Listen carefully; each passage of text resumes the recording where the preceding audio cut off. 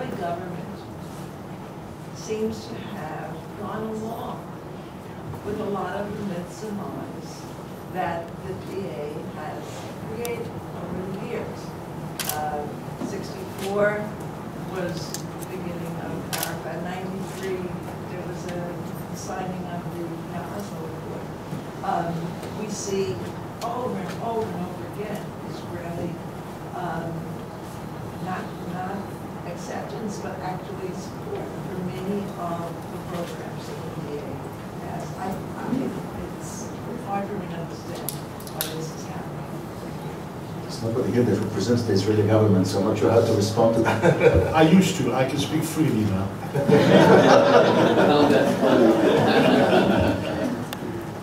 Rabbi, would you like to? Well, you know, if you are aware and savvy to the operations of government, you know that there are always several tiers. And you don't only respond to your own needs, but to the needs and the desires of your other interlocutors, your allies who may have other understandings and needs at the moment. So you go along on the surface, knowing full well that certain things will never come to fruition, but you play the game and you dance the dance macabre. Aristotle said it very clear, and Cavour seconded him. Politics is the art of the possible. It's process.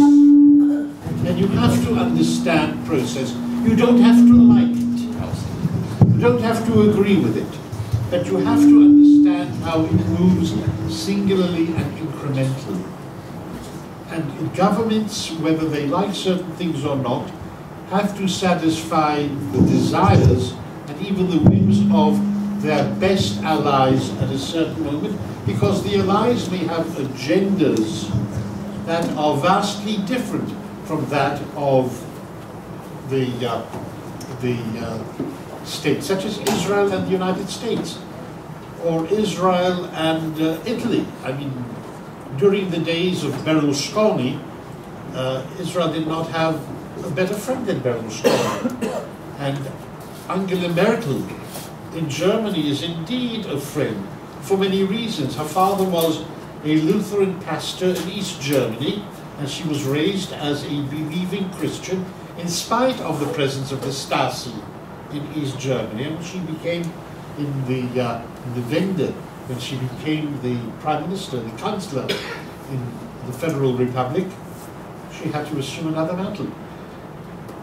We have to learn that we have to read between lines, and not everything that we want to hear and to be said is always out there. But it's a process. And the best thing is understand the future. Let me add one simple state. Once I heard an Israeli diplomat finding himself as being sent out to lie for his country. To lie for his country? To lie for his country. Frankly, all diplomats do this because that's the only second worst position than being a lawyer. Yeah. But I think the fact of the matter is that oftentimes the difference is that they themselves do not believe in what they say.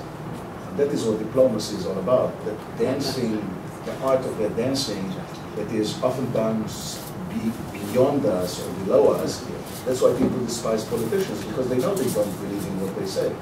And it's very rare that somebody comes up and says it like it is. And the last one that I can recall, and the negative one is Hitler, and the very positive one, not for him. I don't know if how the Second World would have ended, but it's Churchill.